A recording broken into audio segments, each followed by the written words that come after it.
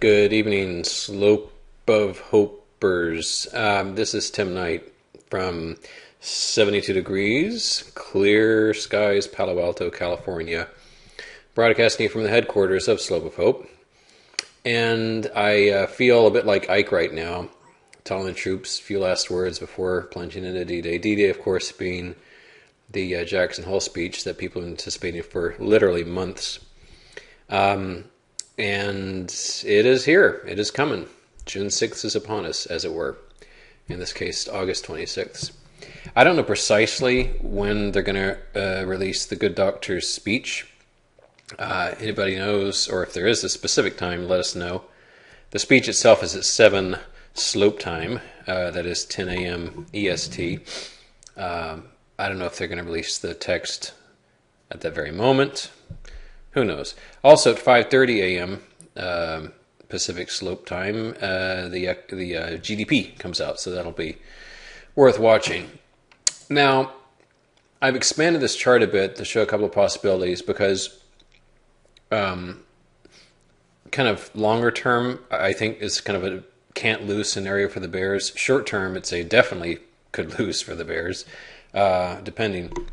Fake outs abound in a market like this, so beware. Just like this morning's Bank of America thing. For the first time in ages, I actually kind of lingered in bed until half an hour into the market's opening. It's almost unheard of for me. And I came down and when I saw that spike that I didn't realize where it was from, Bank of America, Warren Buffett, and I went, whoo, because the portfolio was in the green by then. So I avoided a bit of heart attack on my part when that news came out. And there's even on this giant graph here, you can see this spike. Turned out to be meaningless. Unless you rushed in and bought a Bank of America, in which case you lost money. So fake outs will abound.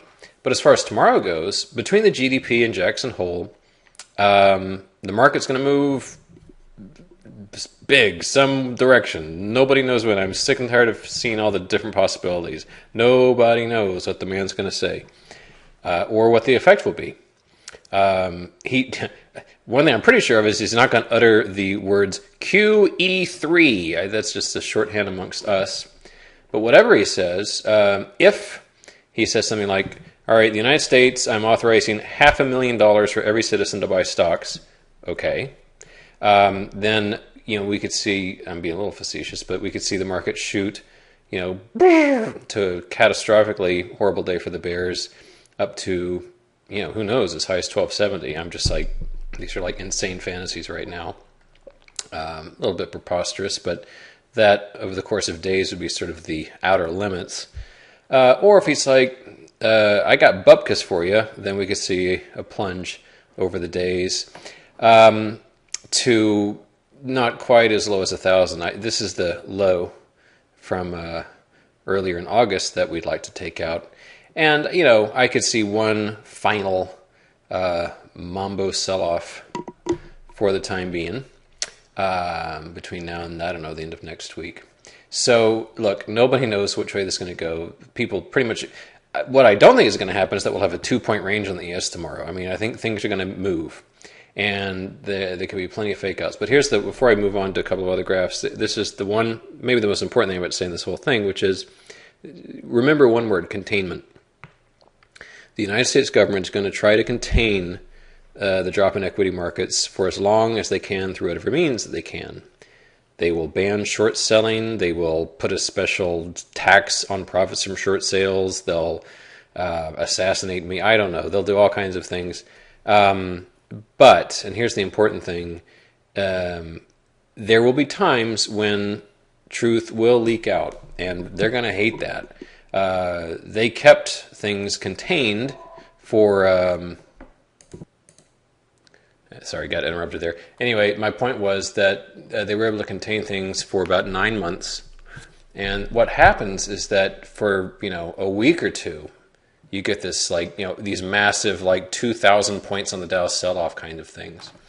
And that's the trouble with this market, because you can't wait for things to start plunging before you get serious about shorting. You have to take the risk if you're going to make good profits. You can't wait until the Dow's down 600 points to catch the final 100 points it's going to be down to short. The risk is too high and the profits are too meager. I'm taking the risk. I've got 88 short positions right now.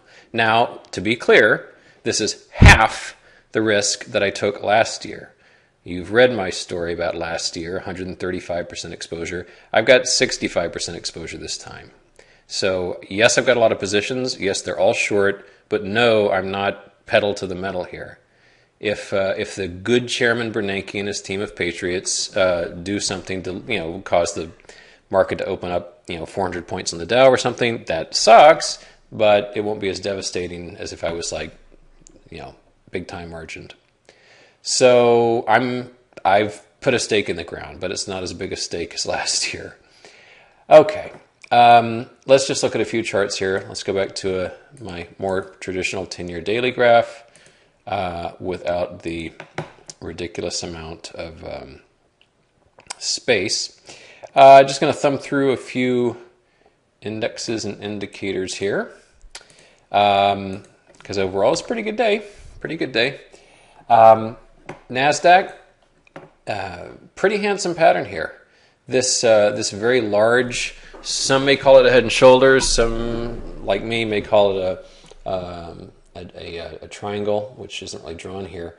Whatever you call it, it's a pretty good topping pattern. And as we look into it, and this is very, it sort of epitomizes what a lot of the index charts look like, whereby you got huge plunge, big recovery, resume, but not quite to the low, and then partial recovery. Very nice gap fill. Very handsome gap fill on many, many, many charts. Therefore, if we did open lower tomorrow and better yet continue past these lows, sensational chart pattern. It affirms the importance of this gap fill, and it simply points to, and forgive me, I will borrow an Elliott wave notion here. It points to the idea that a kind of a wave 5 moving down to complete this very large wave 1, which, if it's anything to it, means a more robust rise before all hell breaks loose. So that would align things very nicely on so many different levels. And I won't spend as much time on most of these as I did on that one because that kind of sums up really where a lot of these are. They tend to have major broken trend lines. They tend to have these large topping patterns which have been either partly or wholly retraced. From a technical perspective, from a charting perspective, the charts are very handsome if they're male, and then they're pretty if they're female, I suppose. I really never given gender to these things, but they're good-looking charts. HUI,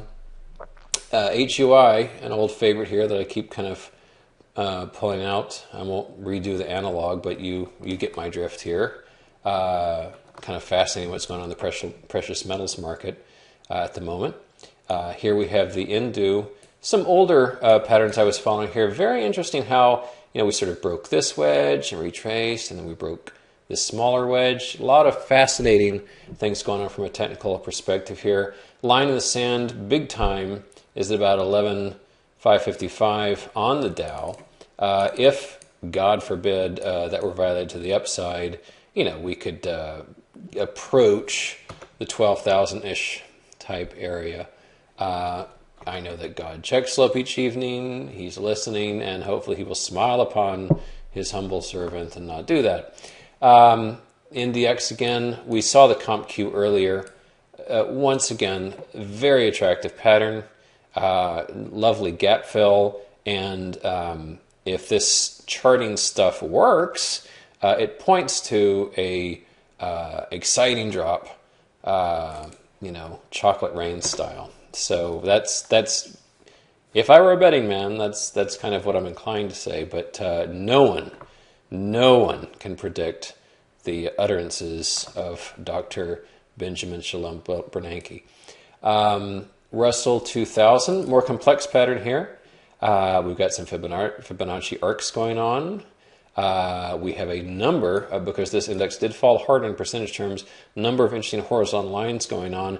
The retracement, because of the depth of the fall, not as powerful as the others.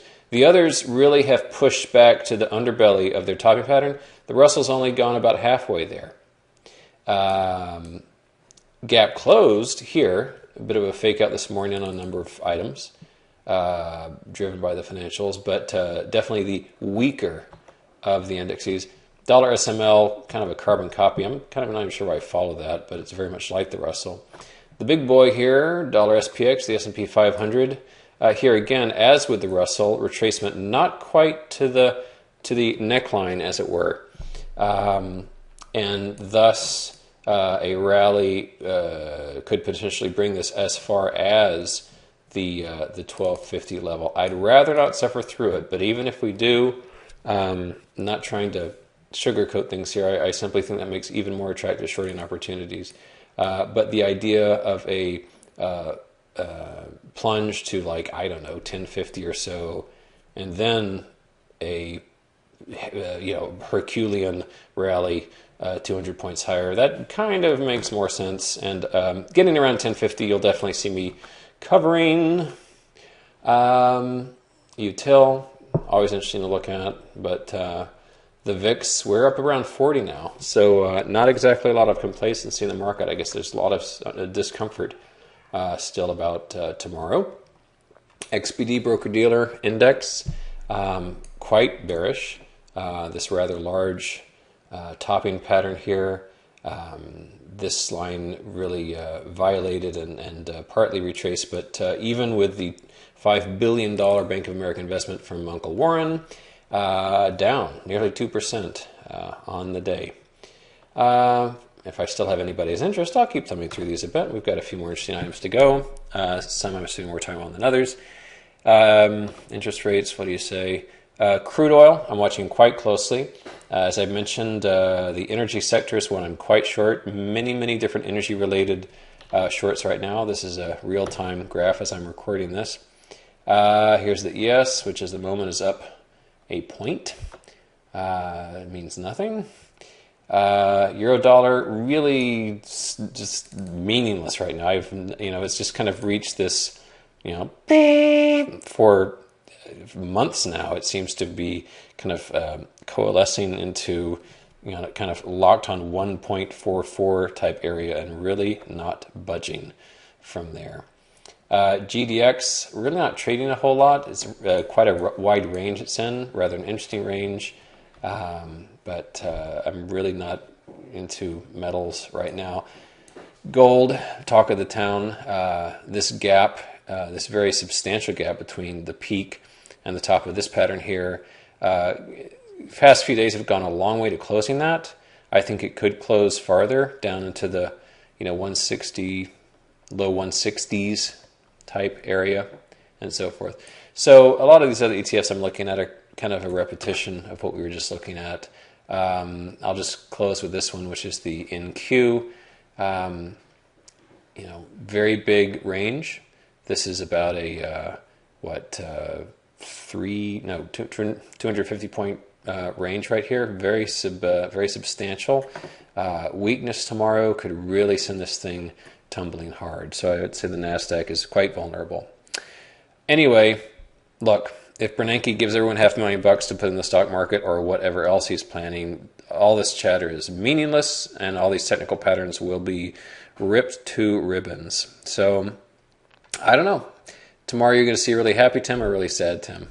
Actually, no, the choice is really more like a really happy Tim or a really quiet Tim. I'm not going to be very chatty if things go rip-roaring higher. So you've come to expect that. That's it for me, and I will emerge sometime on Friday. Bye.